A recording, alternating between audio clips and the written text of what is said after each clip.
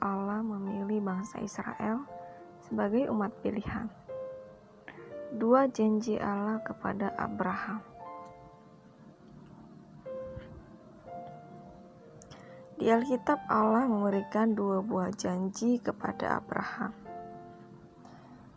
Kedua buah janji itu diberikan oleh Allah ketika Abraham belum memiliki keturunan atau seorang anak laki-laki.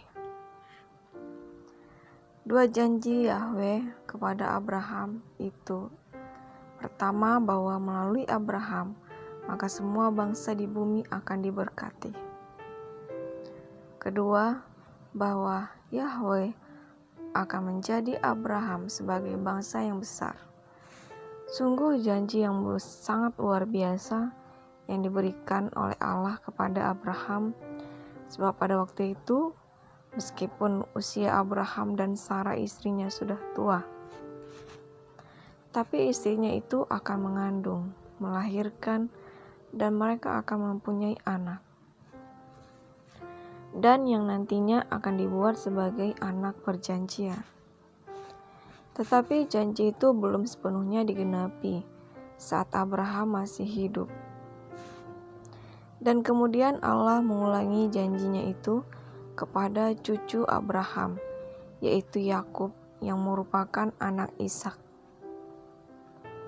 Allah mengulangi janji itu dengan tambahan bahwa keturunannya akan memenuhi seluruh Mesir.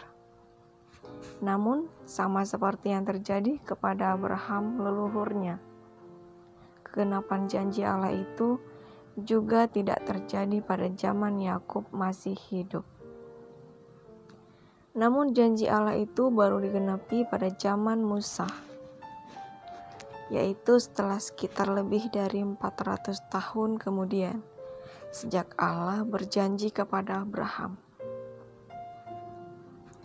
Tuhan mengumumkan kepada Musa bahwa Yahweh akan membawa bangsa Israel untuk keluar dari negeri Mesir, untuk menuju ke tanah yang berlimpah dengan susu dan madu, yaitu menuju ke tanah Kanaan atau tanah perjanjian. Sebuah negeri yang dahulu pernah dimasuki oleh Abraham. Setelah Abraham dan keluarganya meninggalkan tanah leluhurnya di Ur Kasdim, dan di tanah Kanaan itu pula Tuhan menampakkan diri kepada Abraham, serta menjelaskan bahwa pada saat itu sesungguhnya Abraham sedang berjalan di tanah yang akan diberikan oleh Tuhan kepada keturunannya. Tertulis di Kejadian 12 ayat 7.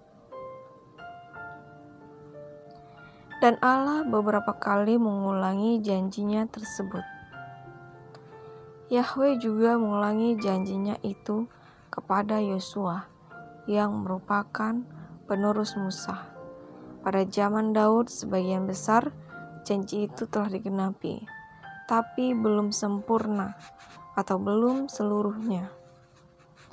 Dan dalam kitab Ibrani 11 ayat 9, 10, 13-16 dijelaskan bahwa Abraham dan bapa-bapa yang setia lainnya melihat bahwa tanah Kanaan itu adalah sebagai simbol atau bayangan akan rumah tinggal utama umat-umat tebusan Allah, yaitu tanah perjanjian surgawi. Mengapa Tuhan mau membuat satu bangsa istimewa dari keturunan Abraham? Dan mengapa Allah memilih bangsa Israel sebagai bangsa pilihan? Inilah penjelasannya. Israel pada waktu itu dipilih oleh Allah sebagai bangsa yang kudus, pilihan Allah. Itu adalah karena sesuai dengan janji Tuhan kepada Abraham. Abraham memiliki anak bernama Ishak yang merupakan anak perjanjian, dan Ishak memiliki anak bernama Yakub atau Israel. Kemudian Yakub memiliki 12 orang anak laki-laki yang menjadi cikal bakal lahirnya bangsa Israel.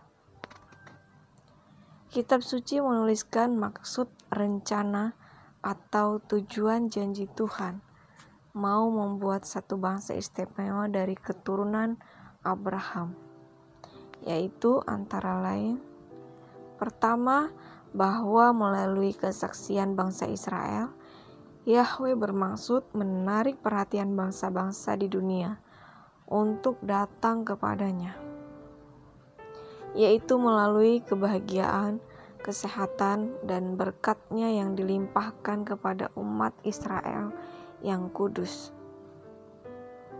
Kedua, bahwa melalui bangsa Israel lah yang akan menunjukkan kehendak Pencipta. Dengan penurutan kepada Allah yang akan dilakukan oleh bangsa Israel, maka Tuhan yang benar dan hidup akan memberikan berkat-Nya. Ketiga, bahwa melalui bangsa Israel, Allah berencana untuk menarik seluruh penduduk dunia untuk menyembah kepada Allah yang benar.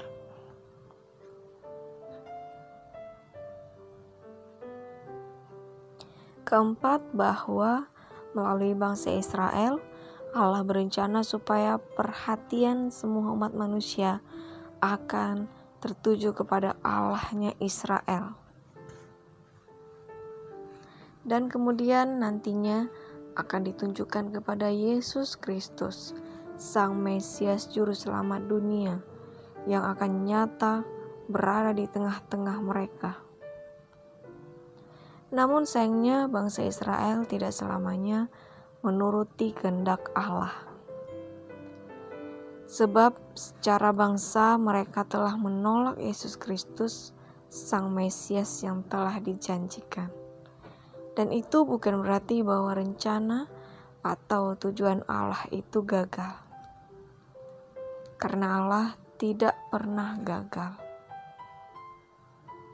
Melainkan bangsa Israel lah yang menggagalkan dirinya untuk dipakai sebagai alat dari rencana keselamatan yang akan digunakan oleh Allah.